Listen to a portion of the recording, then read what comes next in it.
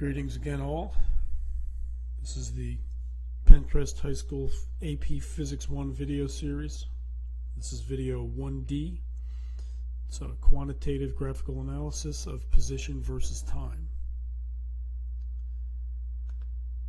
So now what we're going to start looking at are position versus time graphs, where we have scales on the axes. We're going to use them to actually make quantitative calculations using numbers. So now we have a position versus time graph here, and you should have a full-size version or more than one. You can get one from the teacher if you need one. You can see that what we're looking at is a series of motions. So the object does one type of motion for a while, then it does something else, then it does something else. So a series of motions in succession. Before we do any calculations involving the graph, we want to be sure that the graph can be interpreted correctly. And this includes qualitative analysis of the motions. This particular graph, it can be difficult to tell when the motion changes from one type to another. We will say here that the motion changes at 9 seconds, 17, 22, 34, 42, and 49 seconds. Those are all indicated on the graph here, as you see in red. You want to be able to describe qualitatively the motion in each of the intervals. If you need to refer back to your previous notes, you may do so. Now, this graph shows where the object is at any time. If you're asked where the object is, all you need to do is go to that time on the time axis, follow it up or down to the graph as necessary, and then read across to the position axis. Notice in this particular graph that the axis label for time, which is down here, here's the axis label with the scale and the label with the units. Notice that it's not at x equals 0. Okay, so when we look at this, we want to identify quickly where the time axis is. You can see that it's right here. This is where x equals 0, so this red line would indicate the actual time axis where x equals 0. Okay, so if we're asked where the object is at, say, t equals 10 seconds, we go to 10 seconds, we go up to the graph, and then over to the position axis, and we see that the object is located at x equals 600 meters. At that instant in time, the object is 600 meters to the right of the origin. Okay, so practicing a little bit of interpretive skill. Where is the object at t equals 15 seconds? Where is it at t equals 25 seconds? Where is it at t equals 55 seconds? If you're trying this on your own, you can pause the video at this point. Okay? We see that at 15 seconds it's at 900 meters, 25 seconds it's at 1100 meters, and at 55 seconds it's at negative 50 meters. That's a tough one to interpret, but again, it's in between the 0 and the negative 100, about halfway, so negative 50 meters. Okay, now, next up, over a given time interval, we may be asked about the displacement of the object. Recall that displacement is defined as the change in the position. So a change in anything is defined as the final value minus the initial value. So given an interval, we would describe the displacement as the final position minus the initial. Again, sometimes displacement is given the symbol lowercase d. It's also called delta x, or change in x, and it's the final position minus the initial position. So if we take, for example, the displacement 10 to 25 seconds, we determine the position at each of these times. All right, we've actually already done these. And we do final position minus initial position. in our work, if we were to show our work, it looks like what you see down here. We have the formula. You may see the final position described as x sub f and the initial position as x sub I. We've already showed them as x and x naught or x sub 0. Here's the final position. Here's the initial position, and then the final answer. Okay, this is what your work should always look like. All right. Now, if we interpret this result, what does it mean that the displacement is positive? Okay, this displacement or change in position is 500 meters. It's positive. It's implied here. We didn't put the plus sign in, but again, it is implied. This implies that the displacement in this interval is to the right. Okay? It's positive, so it's to the right. Again, this is what our work should look like. Formula, data substituted in, and final answer. Now, you can find the displacement in the following intervals: 0 to 20 seconds, 25 to 30 seconds, 30 to 50 seconds, and 46 to 57 seconds. If you're doing this on your own, this would be a good time to pause the video. Okay, here are our answers. If you need clarification on them, see the instructor, and we can take a closer look at the final and initial positions for these intervals. Okay, now we're going to introduce a new quantity. It's called the average velocity. Average velocity is described as the displacement during an interval divided by the duration or the length of time of the interval. So we look at where it is at the beginning, where it is at the end, and how long it took. Mathematically, here's the formula. V sub average or average velocity, delta x or displacement over the change in time, delta t. And of course, final position minus initial position over final time minus initial time. Now you can see, as you look at this equation, the numerator could conceivably be negative because the final and initial position, the initial position could conceivably be greater than the final. But the denominator could never be negative.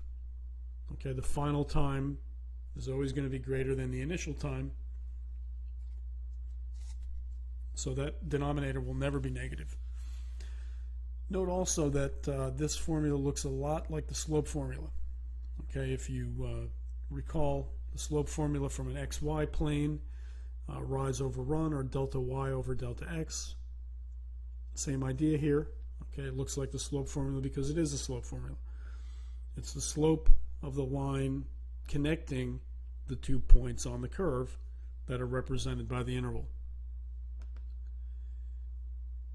So let's take a look at a particular interval, 25 to 43 seconds. So we'll need to know where the object is at each of these times, subtract the initial from the final, and then divide by the duration of the time interval. The work for average velocity looks like this. Here's the formula. Final position, initial position. Here's the time interval down here. Again, final minus initial. And we get this result, negative 22.2 meters per second for the average velocity between 25 and 43 seconds. Again, you want to verify each of the data points taken from the graph. The significance of the negative sign in the result implies that the average velocity for this interval is to the left. Again, it's a vector quantity, so that negative sign does matter. Find the average velocity in these following intervals: 10 to 25 seconds, 40 to 55 seconds, and 8 to 46 seconds.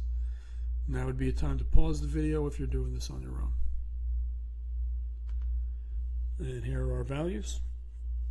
33.3 meters per second from 10 to 25, 40 to 55, negative 63.3 meters per second, and then interestingly 8 to 46 seconds, 0 meters per second for the average velocity. Notice again that this is a vector quantity. So the average velocity has a magnitude and a direction. In the event that you calculate a negative average velocity, doesn't necessarily mean it's wrong. Okay, it could mean that the average velocity is to the left in that interval, assuming you've done the calculation correctly. Common mistake in average velocity calculations, students subtract the smaller of the two displacements from the larger. That's just your tendency. Remember that the calculation is always final minus initial, regardless of which one is bigger or smaller. Now, we're going to look at a new quantity called average speed over a given interval.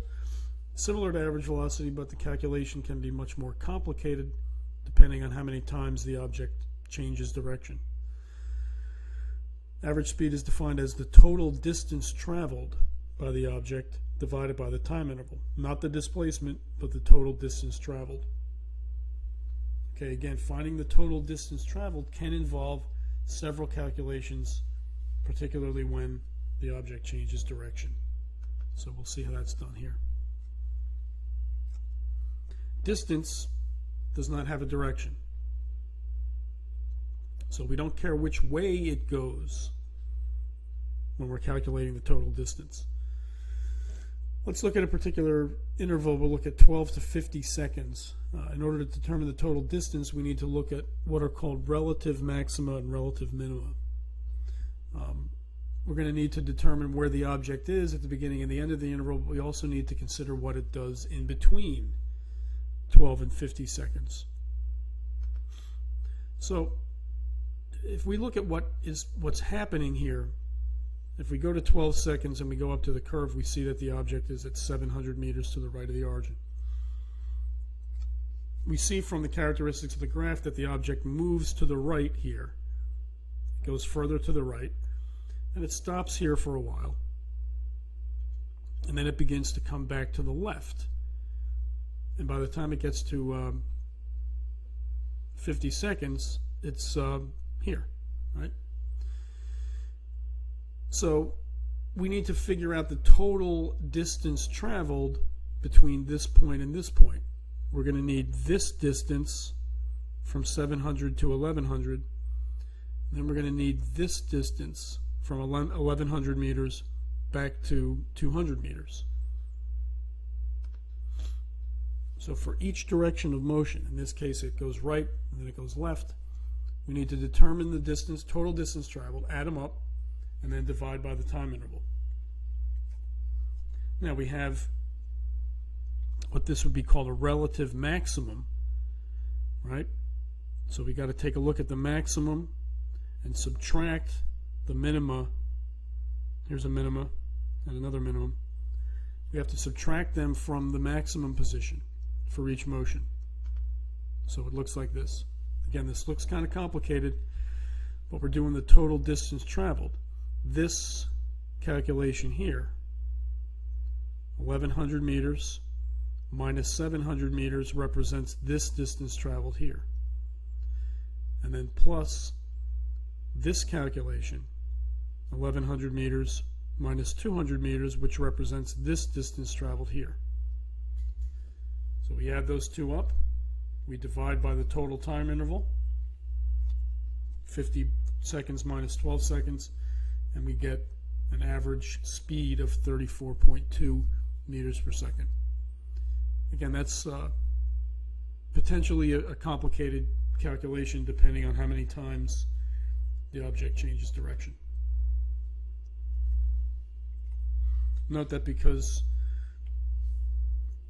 distance does not have a vector characteristic, doesn't have a direction, the total distance must be positive. The change in time must be positive. Therefore, the average speed must be a positive number at all times.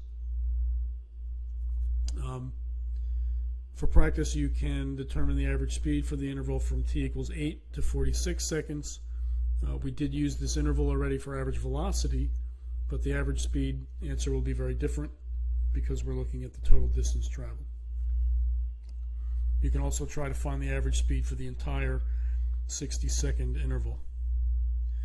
Again, this would be a time to pause if you're doing this on your own.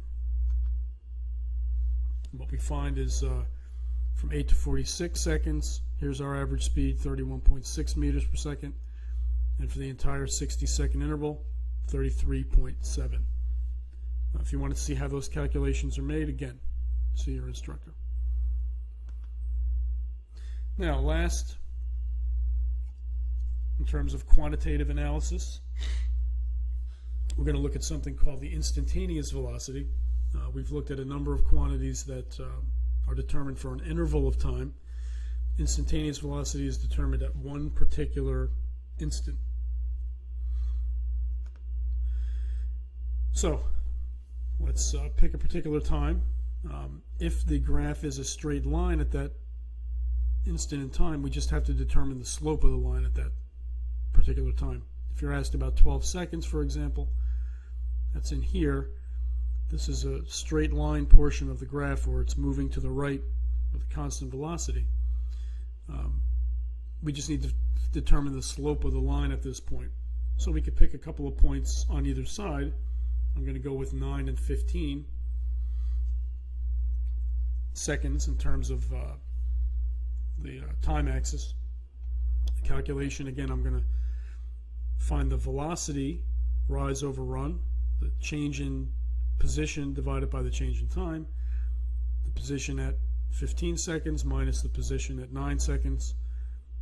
Here they are. Here's the time interval I've chosen, and then my velocity at that instant in time would be 53.3 meters per second. More importantly, if the position graph is curving at a particular time, we need to construct what's called a tangent line. Tangent line touches the curve only at one point. So say in this region here, or up here, or over here, or down here, where the graph is curving, we need to construct a tangent line. So let's pick a particular point. Let's pick 19 seconds, which is here. We're going to take a ruler, and we're going to put it over the graph such that it only touches the curve at t equals 19 seconds, right here. We're going to trace out the line that the ruler makes where it touches the curve here. Now you might see some variation here, but that's it's the process that matters more than the actual number you get. So we're going to take the ruler away, and what we need to do is find the slope of this tangent line. We're going to pick 2 points on the line, not on the curve, on the line, and we're going to use the slope formula to find the instantaneous velocity of the curve at this point, 19 seconds. Ideally, these 2 points that we pick would be as far apart as feasible given the graph and the size of your line. The points I'm going to use are indicated in red on the tangent line here. So again, we've done the calculation before to find the velocity. It's change in position over change in time. So here's the final position and the initial position. I'm going to read across to find those. I read down for the times, 28 seconds minus 4 seconds, and then my instantaneous velocity at that point would be 25 meters per second. Again, you might see some variation. All right. Now try finding the instantaneous velocity at 6 seconds, which is here, and at 52 seconds, which is over here. Again, there's a lot of variation here. As long as you're doing the process right for now, you'll be okay. I got 34.6 meters per second at 6 seconds, and at 52 seconds I got negative 56 meters per second. So you should be in that ballpark. All right. Now to summarize what you need to be able to do, given a position versus time graph of this type, you need to determine the position at any time, change in position or displacement over an interval of time, average velocity over an interval of time, average speed over an interval of time, and instantaneous velocity at any particular time. Okay, So that is all. And until next time, see you again soon.